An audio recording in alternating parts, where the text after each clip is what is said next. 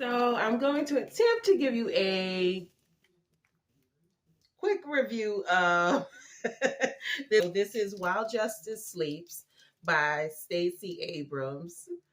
And I noticed my book reviews have been quite long. I have too much to say. Okay. But anyway, this is the first debut adult thriller by Stacey Abrams. And I have not read anything by her before. She has written under a pseudonym she has written in romance. And then she has her nonfiction, obviously. But this is my just first experience with reading anything from her. So in this story, we follow Avery Keene. Actually, let me say, I would say this story has two protagonists. So there is Justice Wynn, and then there is Avery Keene. Okay, but in the jacket, in the inside jacket, it does seem like they are saying Avery Keene is the protagonist.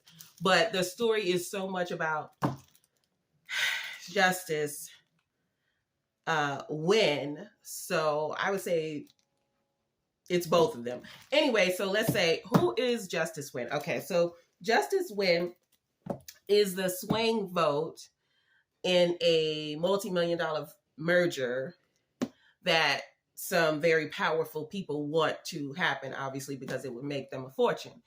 Now, he stumbles upon some criminal activity and possible treason and corruption within the Supreme Court and the administration. So he puts himself in a self-induced coma to protect himself because his enemies know that he's on to them. So he puts himself in a coma, but before he does that, he tells his nurse that his legal clerk, Avery Keene, she can take care of this. So he's left clues for Avery Keene to kind of pick up where he left off at. And if you're someone who skips prologues, I used to be that way, but if you do that, I would strongly encourage you to read the prologue, because the prologue tells you everything you need to know about Justice Howard Wynn. And that's the only time you hear from him directly. The rest of the book is other people referencing him, because he's in a coma. After the prologue, he's in a coma for the entirety of the story. So he's in the prologue. The prologue is very telling of who Justice Wynn is. They try to paint him as a mentally unstable, maybe going senile character. His enemies do that because they know that he's aware of what they're doing. And so they figure if they taint his competency, then if he were to bring this accusation to the courts, then his reputation would supersede any accusation of misconduct by his enemies, So that's Justice Wynn. Then we meet Avery Keene, who is brought in, and she was chosen as Howard Wynn's power of attorney. So as soon as he goes into a coma, she comes into the situation, and she's just as astounded as everyone else as to why he selected her as his power of attorney, because Justice Howard Wynn, he has an estranged wife, and then he also has an estranged son. So he's not on good terms with his family. So from the outside looking in, you can understand why he didn't choose anyone in his family. And then the further you get into the story, you see why he chose Avery Keene. She definitely is a sharp woman. I love that Stacey Abrams, she wrote a smart, savvy, young Black woman. It's just, I don't see this type of character for a Black woman in fiction very often, in my opinion. I don't see it. So Avery King, she sets out to, figure out what Justice Wynn is trying to tell her. And he basically drops clues here and there, basically in the form of a chess game. And he is telling her bits and pieces of the corruption, and she tries to put that together, but all the while she has her personal life that interferes with her trying to solve this mystery of who is possibly trying to kill Justice Wynn and why are they trying to kill Justice Wynn. When you get to the end of the story, there is so much in this story that I just wasn't expecting. There's biogenetics happening in this story. There's medical ethics being questioned in this story. Like I said, there's corruption. There's geopolitics as well, because it involves the U.S. as well as India. And when you find out about that situation, I think you will be surprised.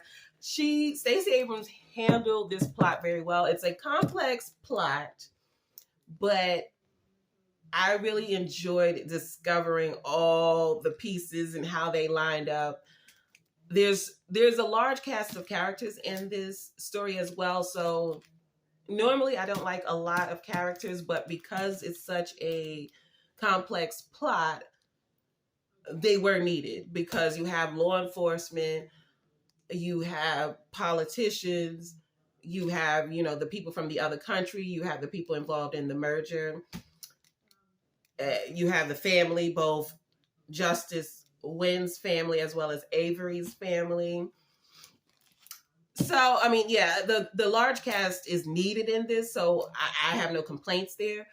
I just chose not to worry about learning people's names. So I know Justice Howard Wynn, and Avery, I forgot her mother's name. I think her mother is Rita. I don't pay attention to characters' names. But anyway, the large cast of characters is definitely needed in this. It is a complex plot. So if you are looking for something that's going to be thought-provoking and challenge you as a reader, I would say pick this book up. It was riveting. It was unpredictable. And I just love seeing how Avery solved this mystery and how everything came together in the end. And the corrupt people got what they deserved, basically, in the end. So I am happy with how it ended. And I would say a lot of credit goes to Stacey Abrams' public career, her career in public office, because she definitely wrote very specific characters who did things that I think someone who didn't have her background wouldn't be able to write in the way that she wrote it. She definitely knows this side of she knows this side of corruption. I'll put it that way. But anyway, it was a great read. I enjoyed it. I would recommend it. If you like political thrillers, give this a read. If you are a fan of Madam Secretary or House of Cards or those type of political legal thrillers, I would say you would enjoy this book. And maybe like if you read James Patterson, I haven't read him, but based on what his readers have to say, I would compare this to like a James Patterson novel or something in that vein, So, yes, those are my thoughts on While Justice Sleeps. And I hope you will give it a try. If you have read this book, let me know what you think about it, because I don't see too many people talking about it, and I think because maybe the plot is a little bit too complex, but let me know what you thought of it, and I will get you next time. Thank you for watching.